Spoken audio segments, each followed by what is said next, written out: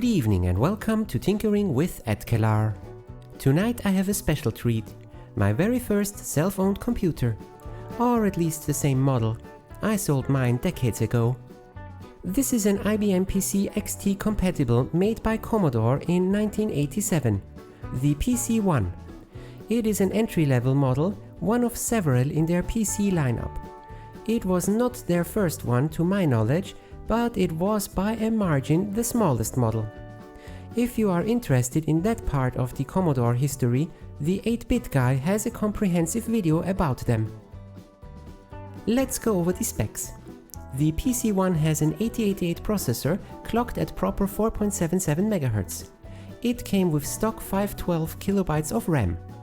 Upgrade options are a socket for an 8087 math processor and a RAM upgrade to whopping 640 KB.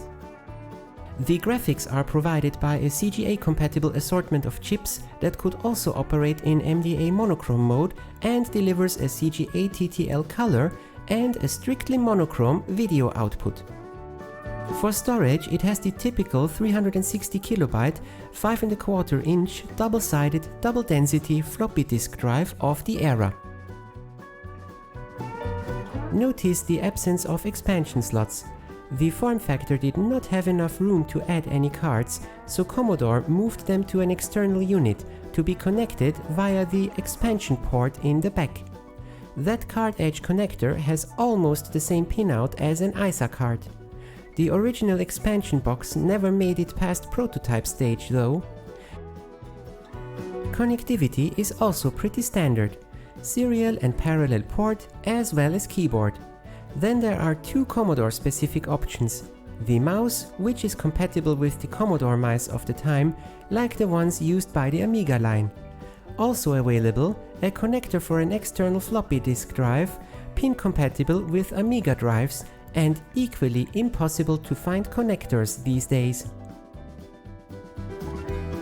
The last bit of weirdness was that the board has provisions for a speaker and a reset switch, but was delivered without either of these. The manual only mentioned that a speaker can be connected, and I found out about the reset only inside the schematics. Since this was my first own computer, I had an eBay search for it for quite some time, and when finally one came along, I was happy to see it as a buy now option. I hate bidding wars.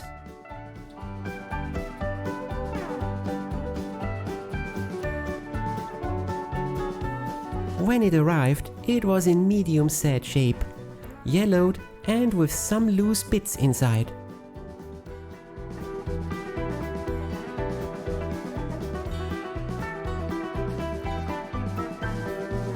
Disassembly was first.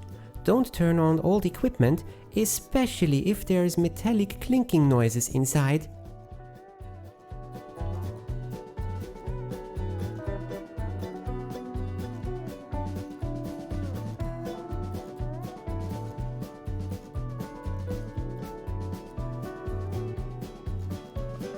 Turns out that the previous owner had added some heatsinks to the CPU and the floppy controller chip. I do recall those running a bit hot, but regular glue and a piece of aluminium was not quite what I want. It was one of those that had come loose in transport and was causing the noise. Good, at least nothing is broken. The keyboard was missing one key, the plus on the number pad, which is a uniquely odd-shaped one. Again, lots of yellowing here, so likewise, disassemble and clean.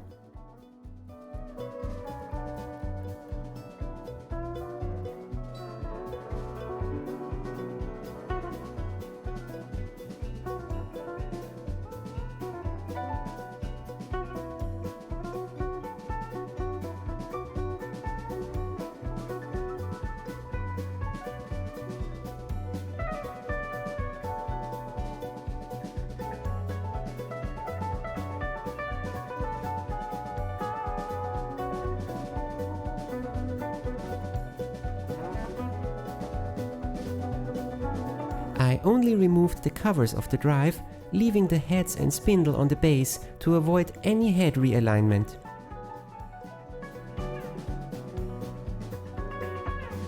Up next, trying my paws at Retrobrite.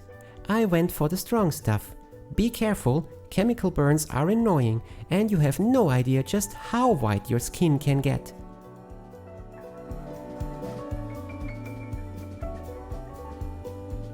While the case was simmering, I changed the electrolytics on the main board.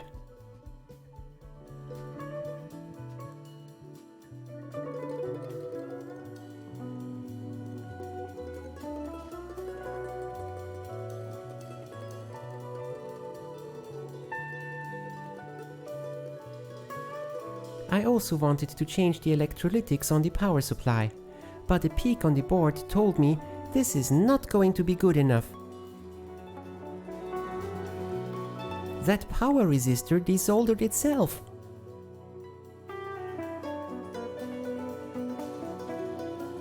I ordered some small power modules for the required voltages, +5, +12 and -12. I could not find a single module for all of them, but the schematics were clear. 5V logic, -12V only for the serial port, and +12V also drives the floppy drive. So there is no need for all voltages to come up at exactly the same time. I wanted to put the new modules back into the original enclosure so that the inside of the PC would at least retain the proper look. But the modules I got were just a very tiny bit too large for proper mounting, no matter how much Tetris I played. I could not get them on standoffs. They would interfere with the power sockets, switch or the cable tree. So I went for a creative use of prototyping board. I cut out some holes to get proper separation between primary and secondary sides, looped wire through the mounting holes and soldered them to the board. If I ever come across smaller or better fitting power bricks, I can still swap them out.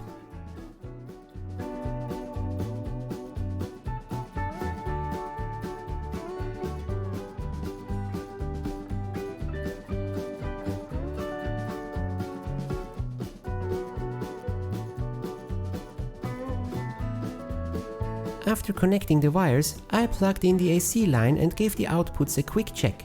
+5, +12, -12. Check, check and check. Assembly time! The case turned out much better than before. Not perfect, but at least mostly even. I also found an 8087 chip on eBay. More power, baby! Can I has Bitcoin?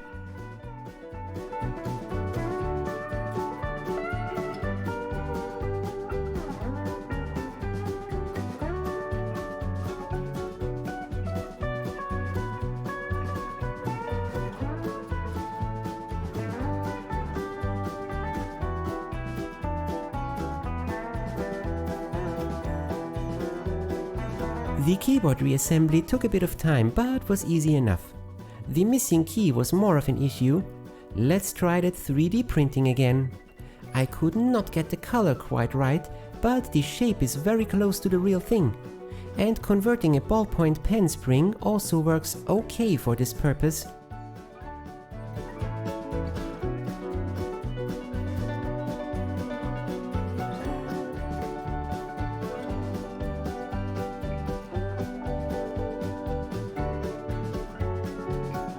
Time for a test run. I don't have a CGA monitor, so I have to use the video output and hook a tiny screen to it.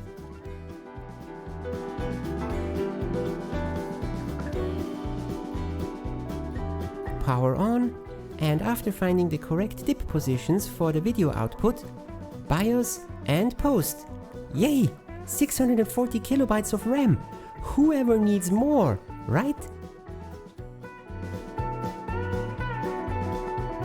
Next problem, boot disks. I have one of those Gotek floppy emulators from my Amiga project. The external connector is hardwired for drive B and the internal for drive A.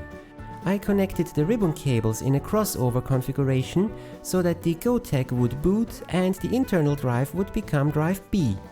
Finding the correct jumper settings and software settings was a chore, but it boots!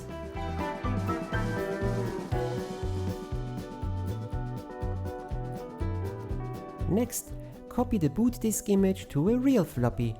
No! Disk error! Fixing the drive was by far the longest part. Tracing pins, schematics for different revisions, and measuring signals to find out why the internal drive would not work with any disk. While I'm fiddling with the drive, I also checked the temperature of the chips. Yeeks, that is some dissipation. Better get proper heat sinks and maybe even a fan in there.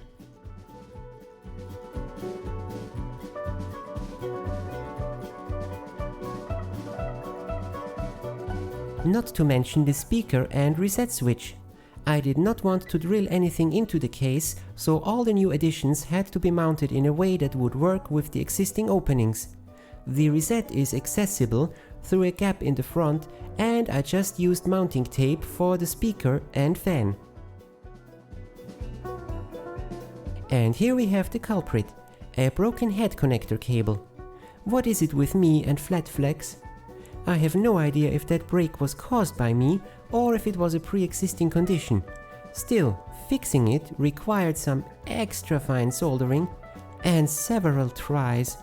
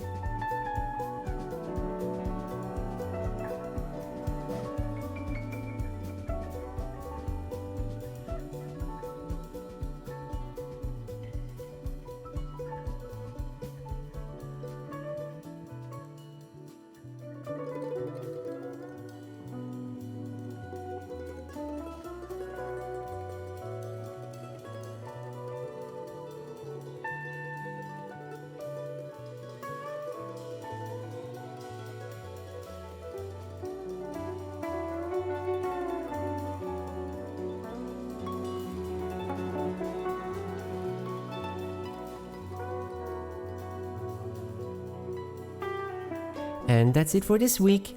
Lots of work went into this one to get the machine up and running in a way that would also last for a bit.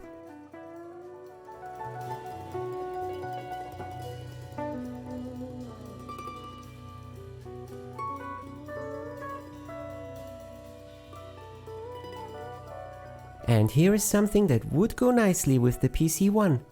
I'll eventually have a look at that. Thanks for watching. See you next time. Stay safe. It came with stock 520 kilobytes of RAM. 520? Why 520? 512! Darn.